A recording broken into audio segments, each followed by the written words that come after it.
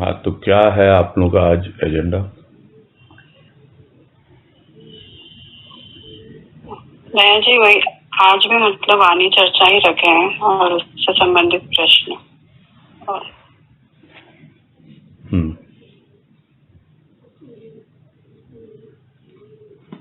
हाँ, तो कौन सी वाणी लेनी है और किस किस ने आपस में डिस्कस किया है उसको वो बताएं। मैं जी वाणी ग्रुप में डाले थे, जिसको भी पूछना था।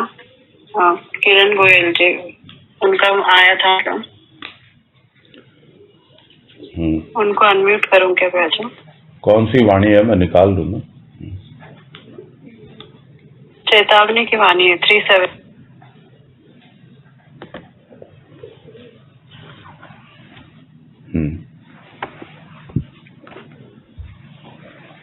हाँ, कर दो अनम्यूट।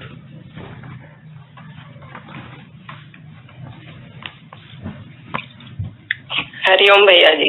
हाँ, हरिओम। हाँ, परिचय दीजिए, आप अपना परिचय दीजिए। हैदराबाद के? मैं हैदराबाद। अच्छा, मैं हैदराबाद वनिता केडिया की मम्मी। हाँ। चेतावनी की वाणी है 375। हाँ जी। Page number 28। हाँ। वाणी है, कड़ी कड़ी ककड़ी आ पड़ी लकड़ी, जाल पड़ी मकड़ी, छोड़ चली जकड़ी। हाँ जी। तो ये वाणी का भाव मुझे तो ऐसे समझ में आया कि हम इस दुनिया में अपने ही संस्कारों में इतने कठोर यानी निष्ठुर हो गए हैं, कड़ी कड़ी ककड़ी की तरह पाषाण सा हृदय हो गया। और जब हमारे ऊपर बीमारी रूपी लकड़ी पड़ती है, यानी कुंठित मन में बीमारियां आ गई, हम अपने ही विचारों में फंस गए, संस्कारों और बीमारियों में जकड़कर हमारी आत्मा चल पड़ी। हमारी विचारधारा से ही हमने अपना जीवन बर्बाद किया। इसलिए गुरुदेव से भाव मिलता है कि हमें करुणा व प्रेम गुण होने चाहिए। हमें यह प्रेरणा लेना है कि ईर्ष्या अहंकार को छोड़कर प्रेम को समझे, हम मकड़ी की तरह न फंसे और करुणामय बनकर ईश्वर के सानिध्य में ही रहे। हरिओम भैया जी, आप बताइए अच्छे से। नहीं, और आपने किसी से डिस्कस किया है? नहीं, बस मैं ग्रुप में डाल दी थी वाणी। नहीं, डालना नहीं, बात कल हुई थी कि आप लोग डिस्कस करेंगे ना, 2-4 जने कम से कम। डिस्कस तो नहीं हुआ कुछ। हाँ, तो ये ध्यान में रखना है। तो अभी किसी को बोलना है इस वाणी के संदर्भ में?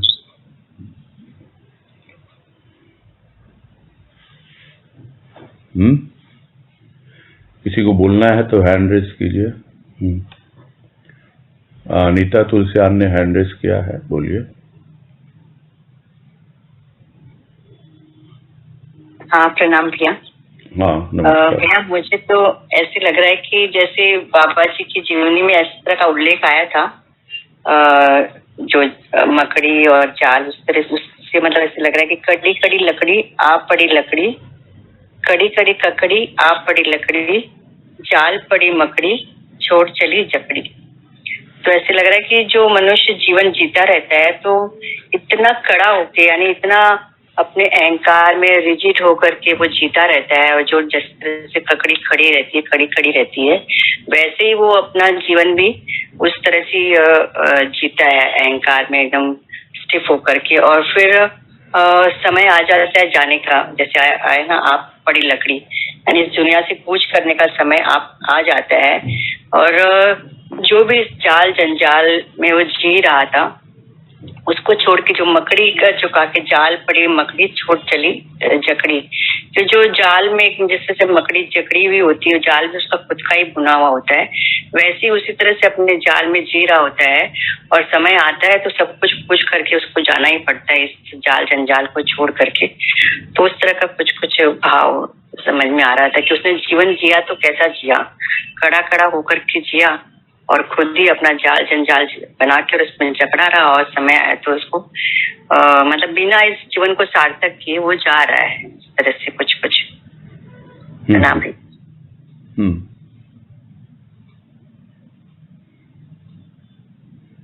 हाँ, तो भाव तो यही है मोर और लेस। एक प्राणी है जो अपने अकड़ में ही पूरी जिंदगी बिता देता है, और वो अकड़ स्वाभाविक है, वो उसके अहंकार की है, और समय आता है तो उसको जाना तो पड़ता ही है। आ पड़ी लकड़ी मतलब अब मृत्यु की मार पड़ रही है उसके ऊपर, जैसे लकड़ी से मारा जाता है वैसे ही अब मृत्यु आ गई और अब जाना ही पड़ेगा उसको। तो अब तक तो जाल में फंसा हुआ था और फंसा ही रहता है, किंतु जितना भी जकड़ा हुआ हो सब यही पड़ा रह जाता है, यही धरा रह जाता है। कितना भी अपने अहंकार को पोषित कर ले, सब कुछ छोड़ के जाना ही पड़ता है। वो कौन सा एक भजन है ना अनूप जलोटा जी का, आएगा जबरे बुलावा हरि का, छोड़ के सब कुछ जाना पड़ेगा, साथ प्रभु का नाम जाएगा और न कुछ तेरे संग जाएगा। तो जब बुलावा आता है सब छोड़ के जाना पड़ता है, और जो अहंकार में जिएगा उसको तो अंत में मार ही पड़ती है। अब कोई बताने तो आता नहीं है कि क्या हुआ, कहाँ गया, लेकिन उसका जाल जो है बुना उसने जिंदगी भर, विचारों का जाल, संबंधों का जाल, मोह माया का जाल। तो जाल तो न जाने कितने प्रकार के हैं, बंधन है सारे। वो बंधन तो यहीं धरे रह जाते हैं और सब छोड़ के जाना पड़ता है। तो ये चेतावनी है कि भाई लग जाओ, प्रभु का नाम लो, अपने अहंकार को समर्पित कर दो उसको। तो मुझे तो ऐसा ही कुछ समझ में आ रहा है वाणी का भाव, और आप लोगों ने भी यही लिया है करीब करीब।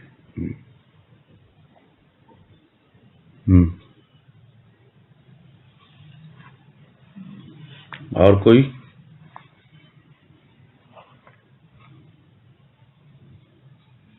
फिर आगे बढ़े।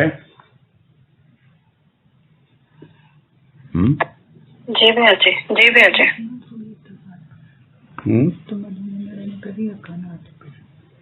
नहीं, वो तो अपनी वाणी लेके आएंगे, वो तो मालूम है।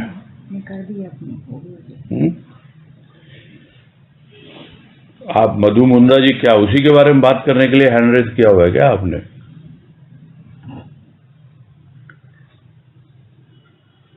हाँ भैया, उसके बारे में चर्चा भी की थी हम लोगों ने मिलके, तो और एक और भी रिकॉर्डिंग भी आपकी करी हुई सुनी, तो थोड़ा सा और उसके बारे में बात करनी।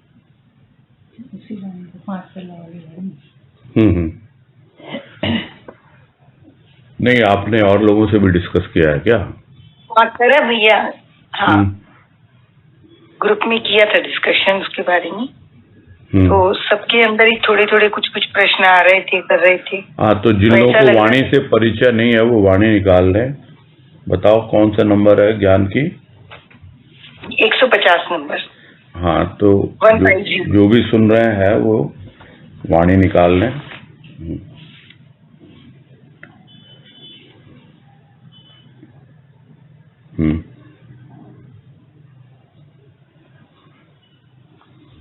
पढ़िए, आप पढ़िए और अपना भाव रखिए, और उसके बाद में और किसी को है तो वो भी रखेंगे अपना भाव, फिर करेंगे इस पे चर्चा। ज्ञान की वाणी नंबर 150 पंचम तल्ला परमात्मा, चौथा तल्ला आत्मा, तीसरा तल्ला अहंकार, दूसरा तल्ला बुद्धि, प्रथम तल्ला मन, आंगन स्थूल, सड़क खेल। तो पूरा सुनने के बाद में शॉर्ट में ये चीज समझ में आई कि जैसे विचारों के जब तक नहीं, आप वो सुनना उनना को छोड़ दो, है ना। आप अपने भाव रखिए, क्या सुना क्या नहीं सुना, ये रिकॉर्डिंग मिल गई, वो रिकॉर्डिंग मिल गई, आप उसको दरकिनार कर दीजिए, है ना। ठीक है। हाँ, आपने जो भाव ग्रहण किया आप उस पे बात कीजिए, है ना। जी। हाँ, तो इसको सुन के समझ में तो यही आ रहा था कि हम अभी तक तो सब स्थूल के और इसके सब विचारों में ही पड़े रहते थे, कभी सोचा भी नहीं कि जीवन इससे अलग भी कुछ हो सकता है, कर सकता है। तो ये सब मन के अंदर अब ये आ रहा है कि हमें किस तरह से हम अपने जो आलतू फालतू विचार मन के अंदर आते रहते हैं, उनसे गुरुदेव ने हमको एक तरीका बता दिया कि किस तरह से हम सतर्क होकर के मतलब अपने आप को स्वयं को देख सकते हैं और तोल सकते हैं कि हमारा मन किस जगह पे है, हमारी बुद्धि कहाँ है। तो काफी कुछ ये चीजें समझ में आ रही थी उसको देख के, और किधर हम ब्रेक लगा सकते हैं, और लग भी रहा है। ऐसा नहीं है कि बिल्कुल हम वैसे ही पड़े हैं, और ये भी दिख रहे हैं कि कहीं भी कुछ भी विचार आते ही हमको दिखने लग गया अब समझ में कि भाई यहाँ पर ऐसे है, ये चीज गलत है, सही है। अपने विचारों पे ब्रेक देना भी आ गया, और रियल में हमारे जीवन का लक्ष्य क्या है। तो इसमें जितने तल्ले बताए हैं तो ऐसे लग रहा था कि शब्दों से समझ में आने लग गया काफी कुछ, पर फिर भी अभी भी ऐसा लग रहा है कि थोड़ा सा और डिटेल में कि बुद्धि को किस तरह समझ पाए। मन की चंचलता तो काफी दिखने लगी और उस पर कंट्रोल भी काफी हद तक आया है, पर बुद्धि अभी नहीं समझ में आ रही, और अहंकार भी नहीं समझ में आ रहा कि अपना सही है अहंकार और जो गलत है, दोनों के अंदर डिफरेंशिएट कर पाते हैं, पर फिर भी बार बार क्यों नीचे आ जाते हैं। तो किस तरह से हम अपने उस विवेक को और मतलब बढ़ा सकें, कर सकें, किस तरह से बुद्धि में भ्रम है वो खुद को नहीं महसूस होता। जब आ जाता है भ्रम, उसके बाद में ऐसे लगता है कि नहीं गलत हुआ, पर उस जगह पे आ तो जाते हैं। तो अब ये सब चीजें अपनी दिखने लग गई, पर जितना गुरुदेव का जितना ऊंचा भाव जो बता रहे हैं उस पे और ऊंचा जाने का मन से तो मन बहुत करता है। बुद्धि कितना साथ दे पा रही है, नहीं दे पा रही। अहंकार को भी हम नहीं पूरी तरह से, अहंकार तो शुद्ध नहीं हो रहा है। थोड़ा बहुत हुआ है, ऐसा नहीं है कि नहीं है।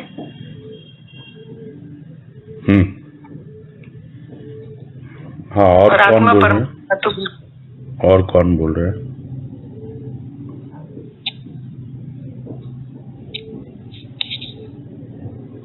तनुश्री शर्मा।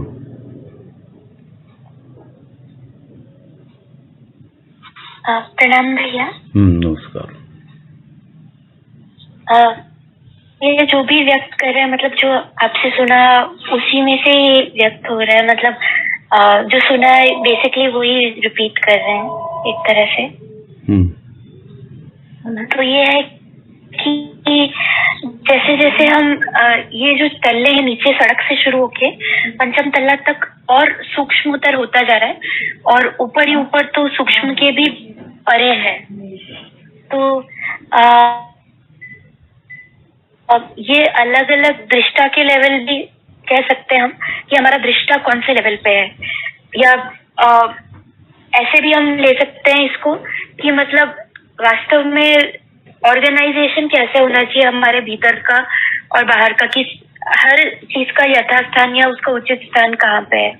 लेकिन अगर मन को देखें तो मन सिर्फ प्रथम तल्ले पे न रह के स्थूल में भी आता है, सड़क पे भी आता है, तो वो बिखरा बिखरा रहता है।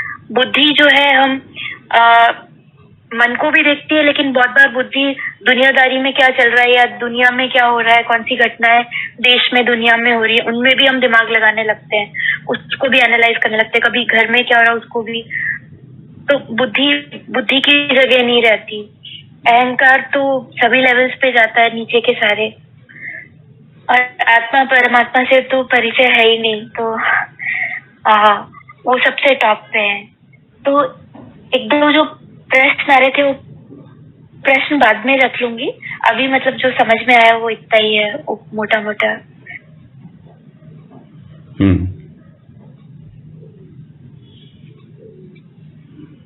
और कोई? हाँ जी।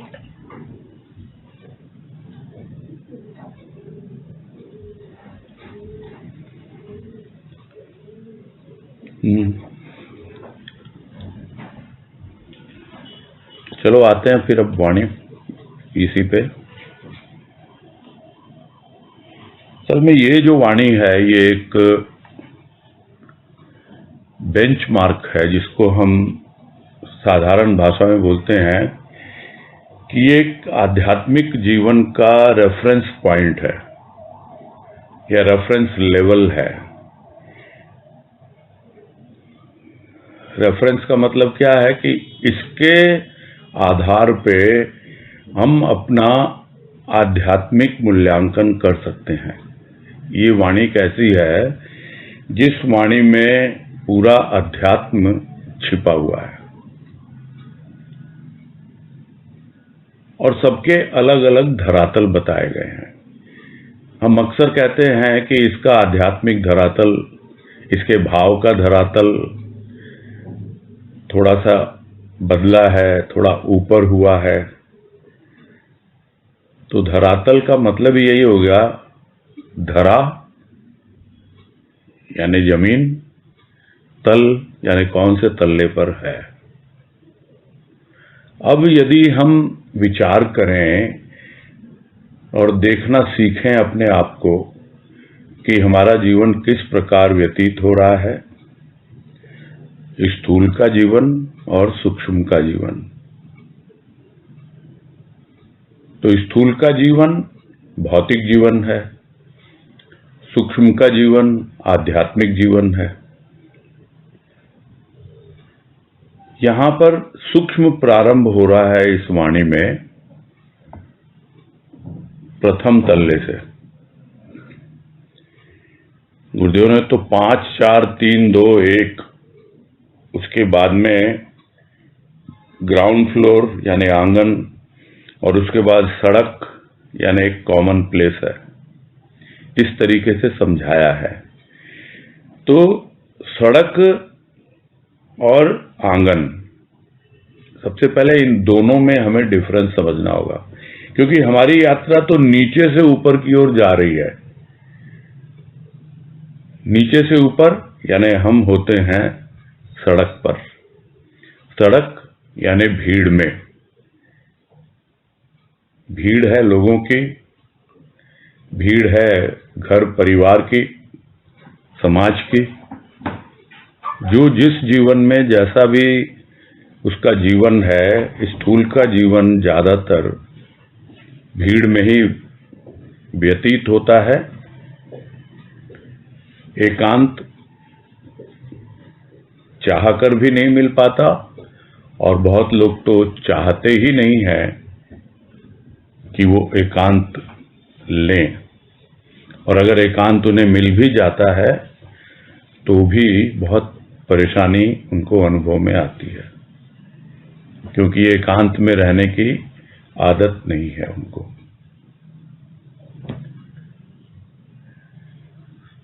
ये तो हो गया बाहर का रूप। भीतर जो खेल चलते हैं सड़क पर, वो क्या है? वो स्थूल के धरातल पर और मन के धरातल पर।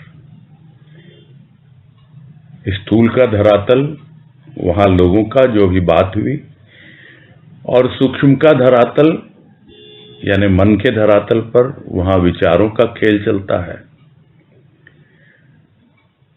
वहां विचारों की भीड़ है। तो जब तक हमारा जीवन भीड़ में रहेगा, तब तक हम भीड़ से बाहर निकल नहीं पाते, घिरे रहते हैं स्थूल में लोगों से और सूक्ष्म में विचारों से। किंतु जिस दिन हमें यह पता लग जाए या भीतर से ऐसी प्रेरणा मिले गुरुदेव की कृपा से कि नहीं, मुझे तो अपना जीवन है, अपना जीवन अपने ढंग से देखना है, और देखना ही नहीं है, अपने जीवन को बदलना है, तब कुछ समझ में आता है। जिसे हम क्या कहें, भजन की लाइन मुझे याद आ रही है कि मेरे लिए जगत सौतेला, भरी हुई भीड़ में भी रहा अकेला, कोई दे उजाला दे सवेरा, वही मेरे मन भाया, धर्म नहीं कर्म नहीं जन्म गंवाया, मैंने मन को नहीं समझाया। तो जब तक मन को नहीं समझाते, तब तक मन जिसको होना चाहिए प्रथम तल्ले पर, यानी फर्स्ट फ्लोर पे जिसको होना चाहिए वो कहाँ होता है? वो होता है ज्यादातर सड़क पर। अब थोड़ा सा यदि कभी अंदर की ओर प्रवेश करने का प्रयास करता भी है तो भी ग्राउंड फ्लोर पे आ जाता है, आंगन में। सड़क में और आंगन में यही अंतर है कि सड़क एक कॉमन प्लेस है, हर कोई प्रवेश पा सकता है, पब्लिक प्रॉपर्टी है वो। और जबकि आंगन जो है उसमें फिर भी एक बाउंड्री लाइन है, उसका एक दरवाजा है, कोई भी आएगा तो पता लगेगा। किंतु मन वहां भी जो अपनी सीमाओं में ही रहता है और स्थूल में ही खेलता है।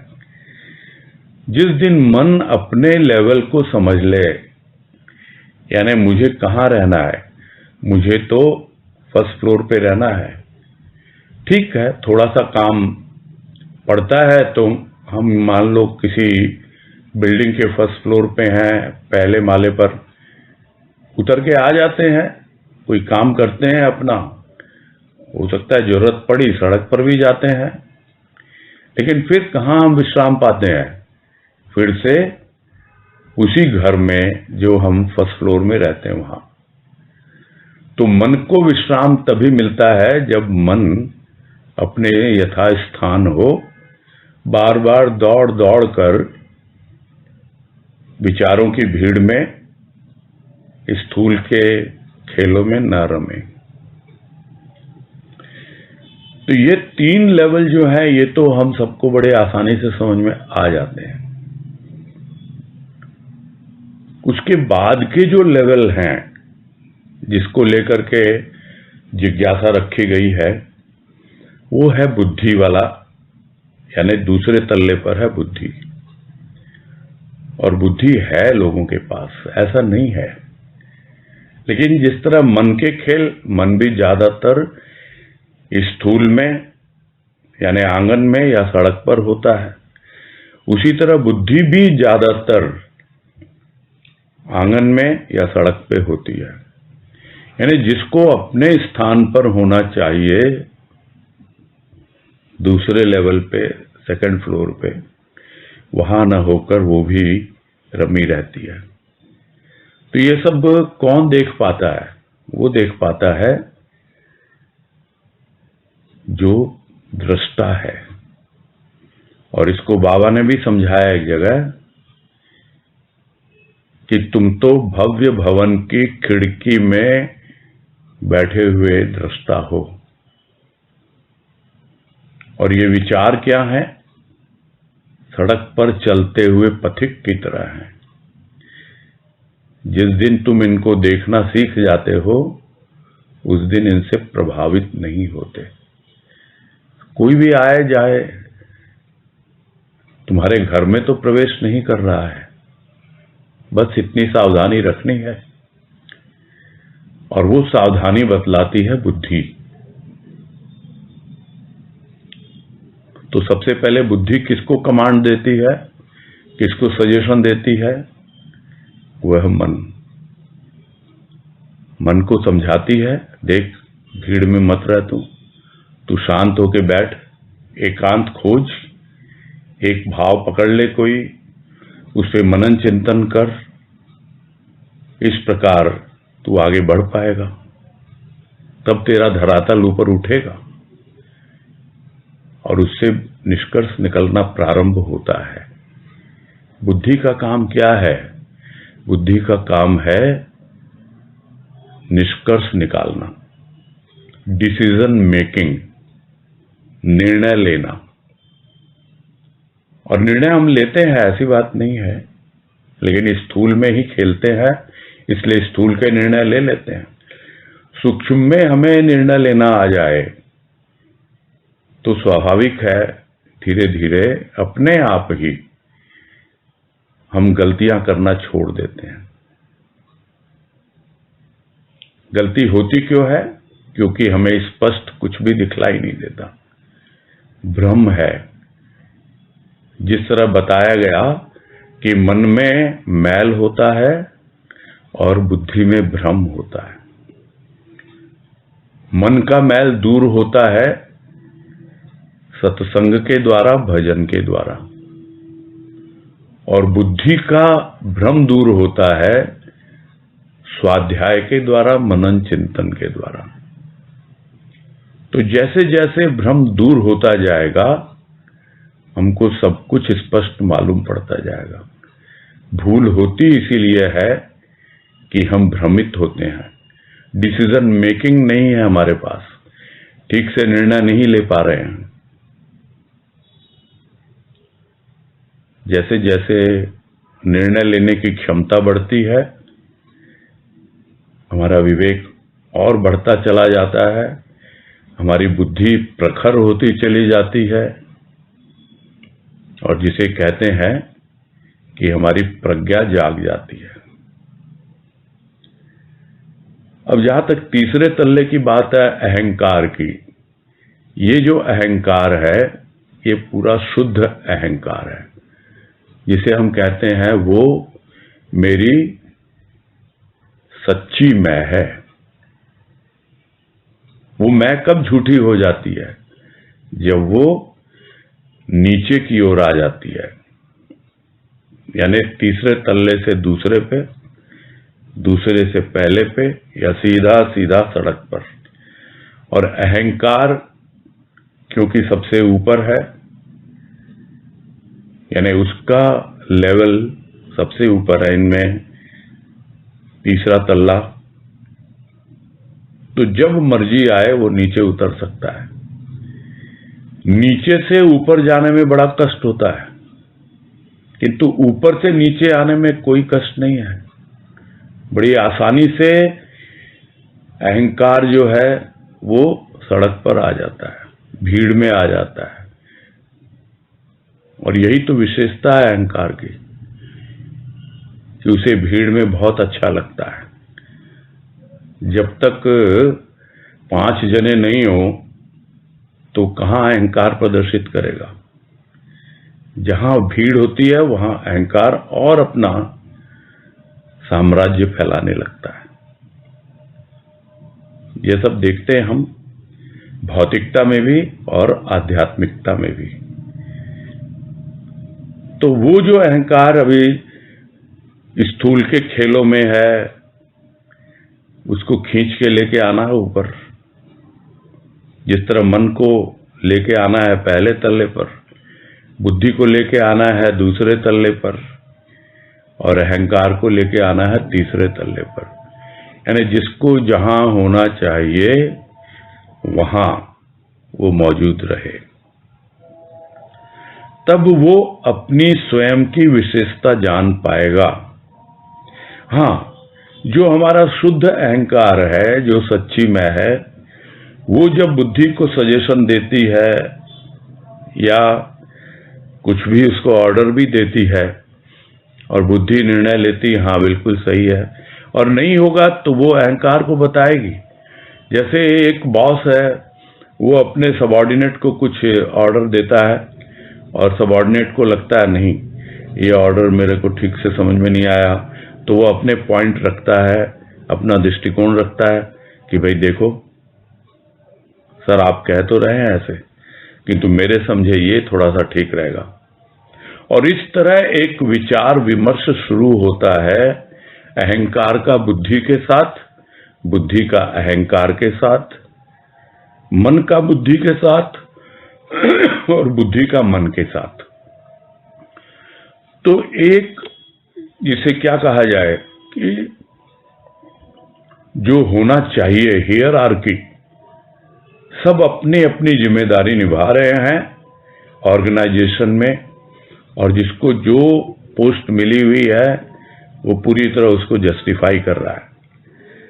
और इतना कुछ अगर सध जाए बस फिर कुछ नहीं है।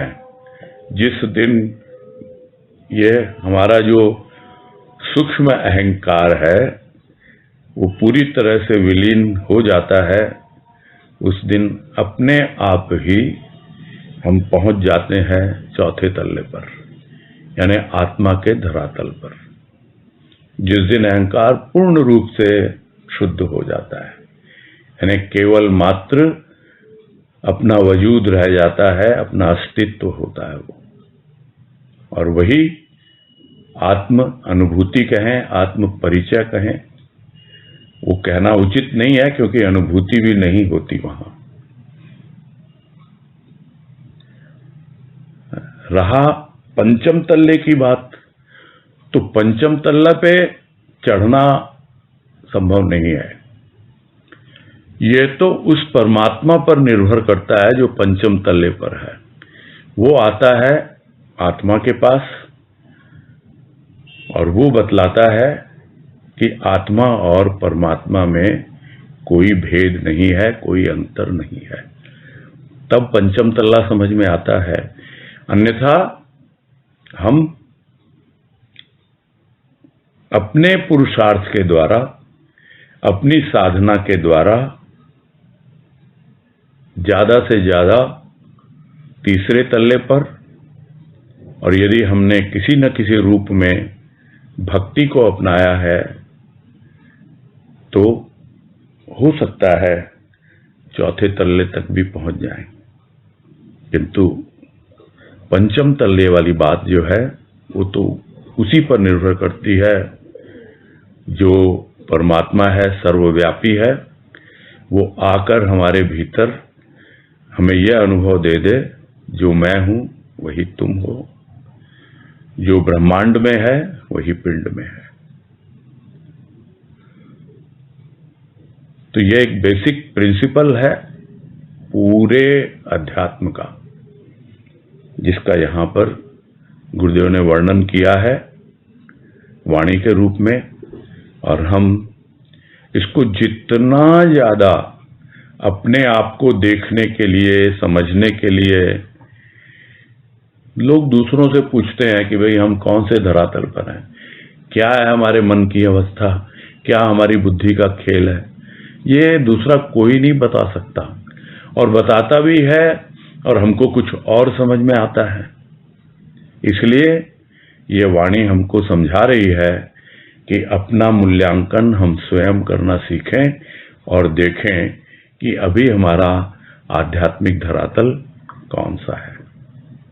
इसीलिए मैंने प्रारंभ में कहा कि यह वाणी एक बेंचमार्क है हम लोगों के लिए, जिसके आधार पर हम अपना धरातल सोच सकते हैं, समझ सकते हैं, जान सकते हैं।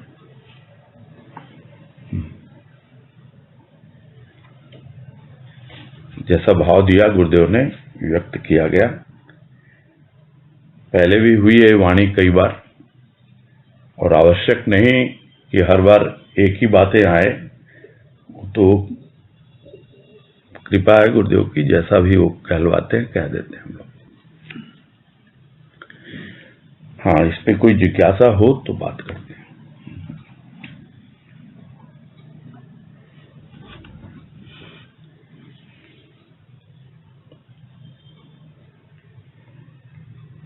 तनुश्री शर्मा।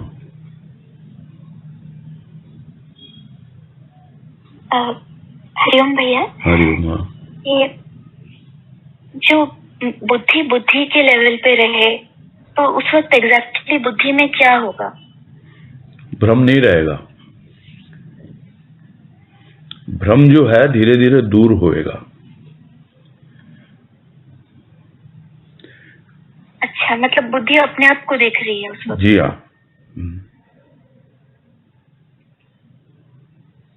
अच्छा, कि कितना उसमें विवेक जगा है, ये वो भी मालूम पड़ता है, अपने आप को मालूम पड़ता है। अच्छा, जब अहंकार की जगह रहेगा तब कैसा होगा? तब बिल्कुल प्योरिटी में होगा लगभग, क्योंकि पूरी तरह शुद्ध जिसको कहते हैं एकदम, वो तो वैसे ही होता है जैसे सोने में से पूरा खोट निकाल दिया जाए, तो वो अवस्था तो रहती नहीं है सोने की। थोड़ा बहुत तो अहंकार को रहना पड़ता है, नहीं तो शरीर नहीं रहता है। इसलिए हमारे शरीर को टिकने के लिए अहंकार ही महत्वपूर्ण है। थोड़ा सा तो खोट रहता है उसमें, लेकिन वो बहुत नहीं के बराबर। एक बार जब पहुंच गया वहां तक जहां पहुंचना है, बोध की अवस्था तक, उसके बाद भी वापस आएगा तो लौटना तो है ही ना, पूरा जीवन बाकी है उसके बाद।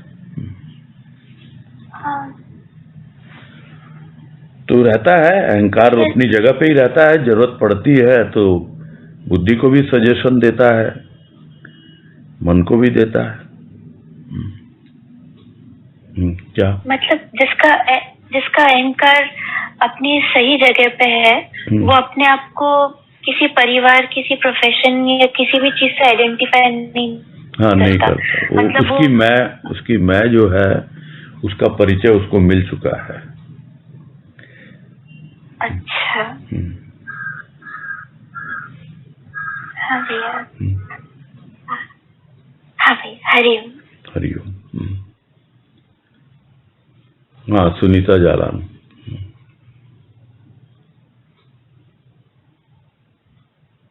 हाँ, हरिओम भैया, प्रणाम। हाँ, नमस्कार, बोलो। भैया, जैसे मन की बात है, तो मन एक तो अभी जैसे जैसे हम मन को देखना सीखे हैं, तब से ये तो पता चल गया कि मन बहुत ही मतलब स्थूल में ही ज्यादा खेलता है, लेकिन सदगुरु की वाणी दे दे के बार बार इस मन को मनन करने की कोशिश करते हैं या उस मन को रस देते हैं। तो यही एक साधन है ना, उसको मन को सही लेवल पे रखने के लिए कि भाई मन को व्यवहार जहाँ करना है उतना किया, उसके बाद वहां से हटाने का तरीका यही है ना। मन को जिसमें रस मिलता है, मन वहीं चला जाता है। हाँ, यदि उसको जैसे पहले नहीं पता चलता था तो बस उसी का रस लेते रहते थे, लेकिन अब छटनी करना ऐसे लगता है कि नहीं, यहाँ पे अपना काम ही नहीं है तो बस छोड़ो, अपना तो दूसरा जगह, अपना दूसरा विचार को मतलब जगह देते हैं आने के लिए। हाँ, फिर उसमें रस मिलेगा तब टिकेगा वो, और अगर उसमें रस नहीं मिलेगा तो फिर इधर उधर सड़क पे आ जाएगा, विचारों की भीड़ इकट्ठी हो जाएगी फिर। और साथ में मन को रस मिल भी रहा है, फिर भी वो उसको आदत हुई पड़ी है ना, तो जाता है, बार बार जाता है कि अरे ये कर लेते हैं, पहले ये कर लेते हैं, क्योंकि वो संसार के जो कर्म के क्रम इतने हावी रहते हैं, एक के बाद एक के बाद एक, तो वो उसके चक्कर में भी बहुत बार मन बार बार क्रम में आ जाता है, संसार के कर्म के क्रम में आ जाता है। नहीं, वो तो आपका डिपेंड करता है ना, आप अपने आप को कितना ऑर्गेनाइज्ड रखे हुए हैं। जिसकी लाइफ बिल्कुल सिस्टमैटिक है, ऑर्गेनाइज्ड है, यानी बिल्कुल तौर तरीके से डिसिप्लिन वे में, अनुशासन में जो जी रहा है, उसको ये नहीं है कि कभी इधर भाग गया कभी उधर। उसका पूरा अपना एक सिस्टम है, एक टाइम टेबल है, इस वक्त ये इस वक्त ये, और रोजमर्रा की जिंदगी में ज्यादा वेरिएशन नहीं होते हैं। वो तो कभी कभार ठीक है, कोई गेस्ट आ गया, कोई और बात हो गई स्थूल के जीवन में, वैसे ही कभी कभार कुछ आता है विचार इस तरह का। तो आप मन को संभालने के लिए अनुशासन बहुत जरूरी है। मन को अनुशासित करने की जरूरत नहीं है, आप अपने आप को अनुशासित कीजिए। आप अपनी लाइफ स्टाइल को सिस्टमेटाइज कीजिए, ये बहुत जरूरी होता है। तब आप देखेंगे कि बहुत समय मिलेगा। अक्सर बोलते रहते लोग, हमको समय नहीं मिलता, टाइम ही नहीं है हमारे पास। टाइम जरूर मिलता है अगर आप सिस्टमेटिकली जीवन जीते हैं तो। ठीक है, और कोई बात? हाँ भैया, नहीं ठीक। हाँ, अजय बंसल।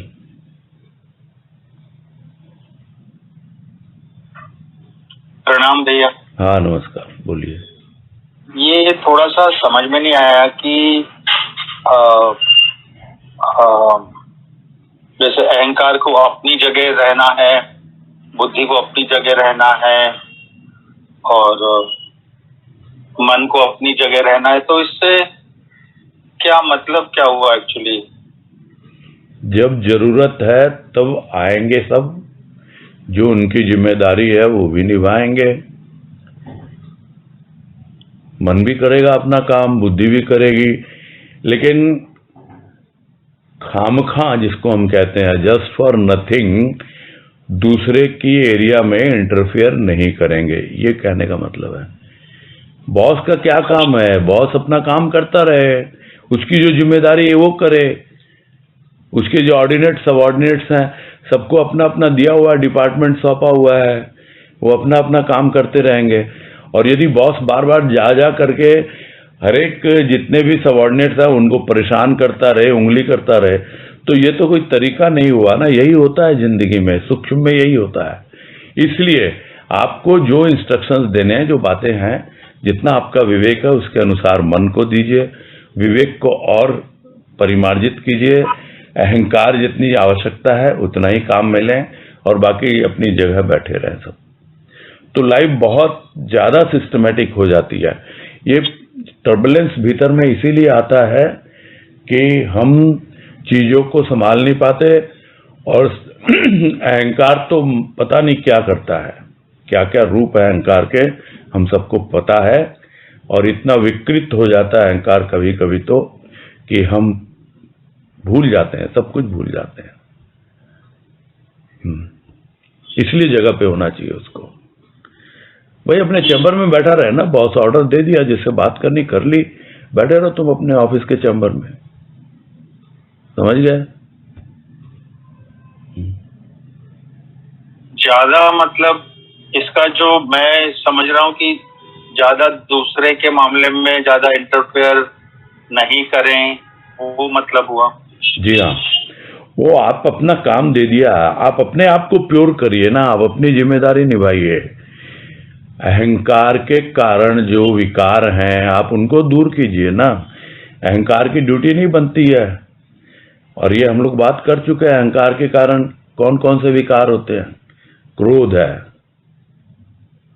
और क्या है? ईर्ष्या है।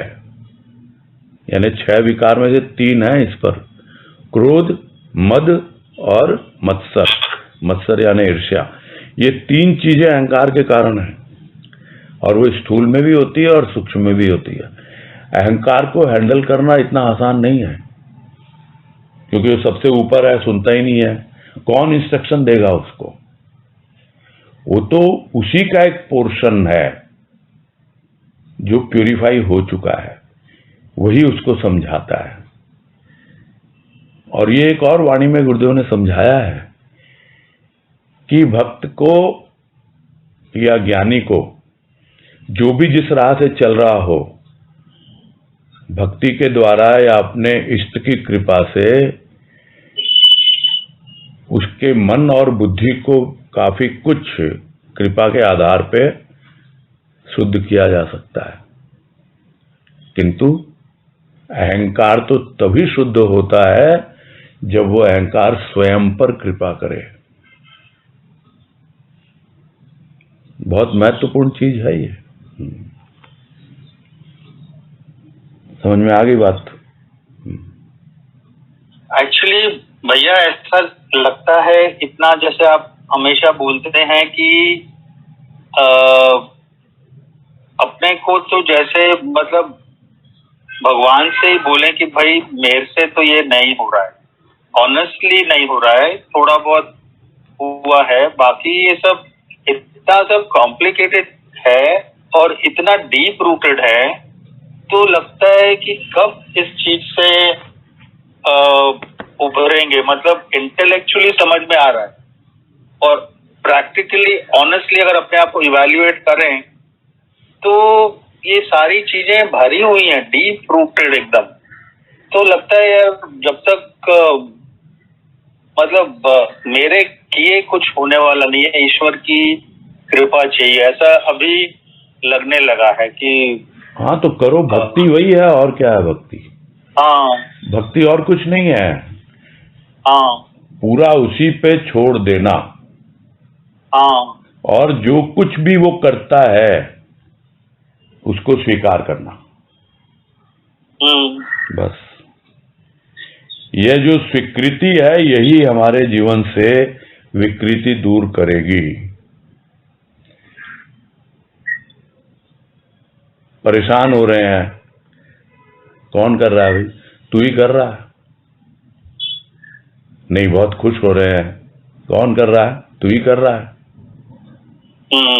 तो ऐसे थोड़े ही है कि तू ही बिगाड़े तू ही सवारे, जीवन के हर काम हे राम।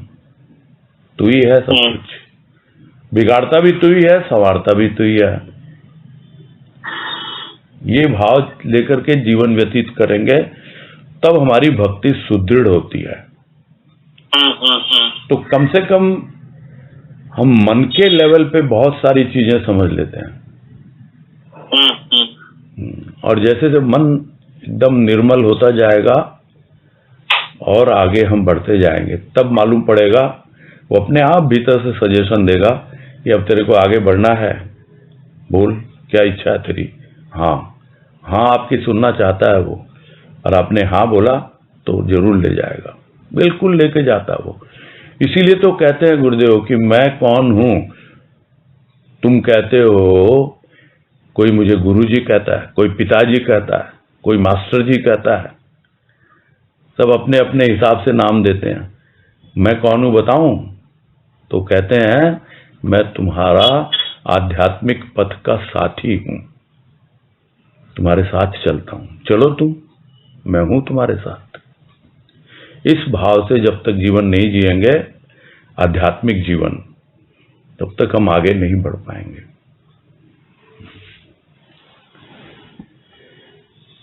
ठीक है?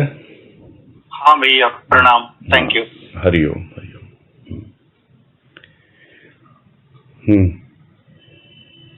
अनीता तुलसियान, तनुश्री शर्मा, क्या कोई नई बात है क्या आप लोगों की?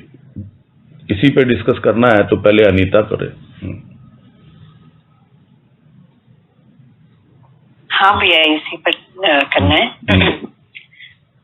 बस भैया ऐसे लग रहा था आज सुनते हुए कि जो लेवल्स पे अहंकार वाले लेवल पे आए, तब मुझे ऐसे लगा कि जैसे किसी का स्टेटस होता है, जैसे समझिए टाटा बिरला है, अगर वैसे ही जब हमको अपना स्टेटस समझ में आ जाएगा भीतर का, तो ये जो बार बार लो लेवल पे चले जाते हैं, मतलब सड़क पे, आंगन में, और मन बुद्धि भी मतलब वहां पहुंच जाते हैं, जिस दिन ये भीतर में बिल्कुल फिट हो जाए कि हमारा भी जो स्टेटस है वो क्या है, हम किसकी संतान है और हम कहाँ पे छोटी छोटी बातों में अटक जाए, तो अपने आप से फिर वो लेवल हमारा मेंटेन हो जाएगा। जब तक वो उस जगह पे टिके नहीं रहे, तभी तब भी इसको गड़बड़ हो रही है। तो ऐसी बात मन में आ रही थी, मैं आपसे कंफर्म मतलब समझना चाह रही थी कि ऐसा है ना? नहीं, ऐसा उदाहरण भी है। स्वामी रामतीर्थ क्या बोलते थे अपने आप को? राम बादशाह। यानी मैं ही बादशाह हूं, कौन बादशाह है मालूम भी नहीं है, मैं ही अपना राजा हूं। बस ये एक फीलिंग आ जाती है कि मैं ही मैं हूं, और ये मैं जो होती है वो कोई झूठी मैं नहीं होती है, वो सच्ची मैं होती है। मालूम पड़ जाए कि कौन हो तुम, तो पहले भक्ति में क्या अनुभव में आएगा? तुम कौन हो? तुम तो राजपुत्र हो, राजा के बेटे हो, उस सिंहासन के अधिकारी हो जिस सिंहासन पर तुम्हारा प्रभु विराजमान है। क्यों है वो वहां?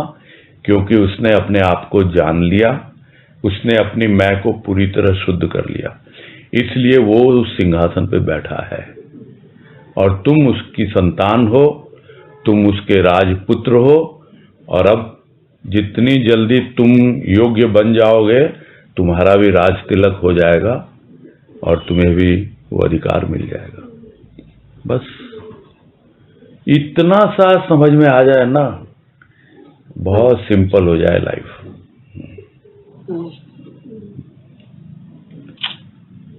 ठीक है? हाँ भैया, हाँ ठीक है भाई, प्रणाम भाई। हाँ हाँ, तनुश्री बोलो।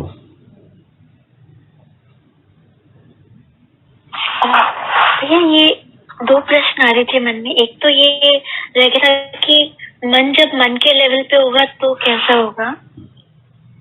कैसा क्या होगा? शांत होगा मन, कोई विचारों की भीड़ नहीं होगी, होल्ला नहीं होगा, भीतर शोरगुल नहीं होगा, एकदम शांत होगा। अच्छा अच्छा अच्छा, यही पहचान है, और यही पहचान है। मन शांत है, इसका मतलब मन अपनी जगह पर है। अच्छा, तो वो साधक मन है प्योरली? हाँ, उसको कुछ भी नाम दे दो आप, मन शांत है अभी, यानी वो अपनी जगह पर है। और ये आपने एक चीज बोली थी कि जब तक आपका स्थूल ऑर्गेनाइज नहीं होगा तब तक आपका सूक्ष्म ऑर्गेनाइज नहीं रह सकता। नहीं, डिस्टर्बेंस ज्यादा हो जाती है। स्थूल को ऑर्गेनाइज कर लेते हैं तो बाहर के जो भी डिस्टर्बेंस, जैसे उसने कहा ना बहन ने, सुनीता ने, तभी प्रश्न है। तो वो इसीलिए होता है, कभी कोई काम आ गया, कभी ये आ गया, कभी वो आ गया, वो इसीलिए आता है क्योंकि आप ऑर्गेनाइज नहीं हो। हाँ। जब आप अपना जीवन बिल्कुल सिस्टमैटिक, ऑर्गेनाइज्ड एंड डिसिप्लिन्ड वे में जी रहे हो, सब अपने सही ढंग से, तो जल्दी से डिस्टर्बेंस नहीं आते हैं। कुछ हो गया, ठीक है, कोई ऑल ऑफ ए सडन आ गया, कोई बात हो गई, वो कभी कभार होता है, रेयर होता है वो। बाकी अदरवाइज आप अगर सिस्टमैटिक जीवन जी रहे हैं, अपने आप ही एक अपने भीतर संतुष्टि आती है, संतोष आता है, और फिर अपने आप शांति आती है। संतोष जो है वो एक प्रीलूड है, यानी प्रारंभिक अवस्था है शांति के लिए, और यही भक्ति की पहचान है। मन के लिए तो भक्ति परम आवश्यक है। मन को कंट्रोल करने की बहुत ज्ञानियों ने कोशिश की है, वो नहीं आता वश में, किंतु भक्ति में जब मन को रस miलने लगता है, उसके प्रेम और भाव का रस मिलने लगता है, बस वो मगन हो जाता है, वहीं टिक जाता है वो। और जितनी गंदगी है वो भी उस भाव की वर्षा में, जितने भी विकारों की, विचारों की काई जमी हुई है, वो सब हटने लगती है। भक्ति बहुत महत्वपूर्ण है, मन के लिए बहुत महत्वपूर्ण है भक्ति। एक ऐसी एक मन में बात आ रही थी कि जैसे नेचर में भी रिदम है कि टाइम से सनराइज होता है, सनसेट होता है सब, तो मतलब वैसे लाइफ में भी हमको रिदम रखनी पड़ेगी जैसे। हाँ, उसको कुछ भी बोल दो, सिस्टम है वो, बस और क्या है, वही तो सिस्टमैटिक जीवन है। और जब जब जो जो होना है तब तब सो होता है, वो तो एक नेचुरल चीज है। और जितना आप उस ढंग से जीवन जिएंगे तो बड़े नेचुरल लाइफ की ओर बढ़ते चले जाएंगे आप। सिर्फ शरीर ही प्राकृतिक नहीं होगा, सिर्फ आप का जो डे टू डे लाइफ, स्थूल का जीवन ही वो नहीं आएगा, आपका सूक्ष्म का जीवन भी बहुत नेचुरल होने लगता है। यानी स्थूल प्रकृति सहायक हो जाती है, शरीर स्वस्थ रहने लगता है, उसी तरह सूक्ष्म प्रकृति सहायक हो जाती है, आपका सूक्ष्म भी स्वस्थ रहने लगता है। यही है सब बातों का सार। आपने नेचर का उदाहरण लिया है, इसलिए मैं बता रहा हूँ। हाँ भैया, हाँ भैया, बहुत अच्छे से है। हाँ भैया, हरिओम। हरिओम। हाँ, दीपक अग्रवाल।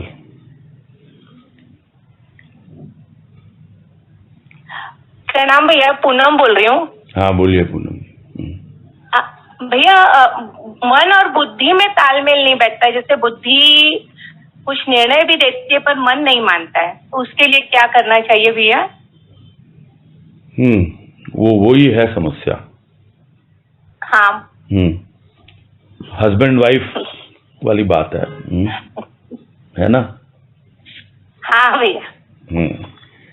तो अगर हस्बैंड खूब अपना दिखाएगा जोर जबरदस्ती, हाँ। तो जरूरी नहीं है ना, पहले समझे। हाँ। क्या आवश्यकताएं हैं, बहुत सी चीजें होती हैं जो प्रैक्टिकली वाइफ को नहीं मालूम होती है, या किस तरह क्या किससे डील करना है। तो एक तरह से सजेशन दिए जाते हैं। जिस दिन उसके ऊपर आप अपना वर्चस्व दिखाने लगेंगे, बुद्धि अपना वर्चस्व दिखाने लगेगी, तो मन नहीं मानेगा। हाँ मन बुद्धि की तब सुनेगा जब मन को समझ में आए कि बुद्धि में विवेक आ गया है। नहीं तो मन तो रिटेलिएट करता है।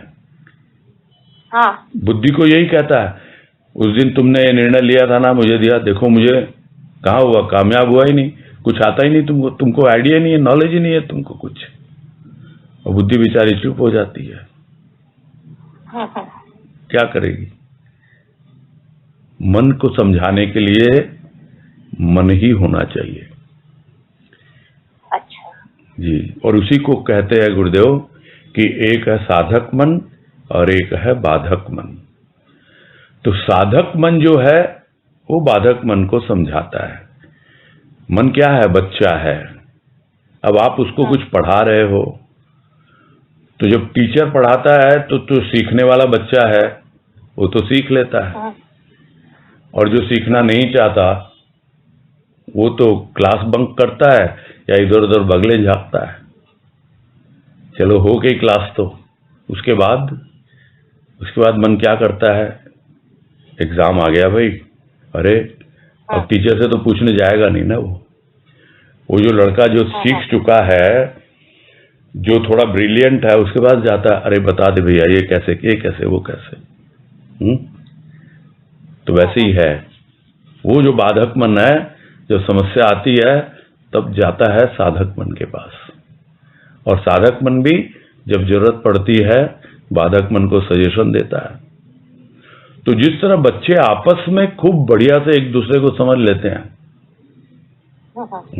और पेरेंट्स की या टीचर की बात जो थोड़ा मुश्किल से समझ में आती है, वही हाल मन का है। बुद्धि को थोड़ा सा दिक्कत होती है समझने में, समय पाके सीख जाते हैं। और वो साधक मन सीखता है, नहीं मेरे भले के लिए ही बुद्धि सजेशन दे रही है, लेकिन उसको भी उसमें विवेक जागना चाहिए, भ्रम दूर होना चाहिए, तो उसके उपाय भी करने पड़ते हैं। तो यही है जीवन। एक कंटिन्यूअस उपाय क्या करें भैया? है। आपने कहा उसका उपाय करना पड़ता है, तो उपाय क्या करें भैया? मन, साधक मन बनाओ उसको। बुद्धि के लिए उपाय करने के लिए विवेक जगाना, मनन चिंतन, कितनी बार बात हुई है, स्वाध्याय।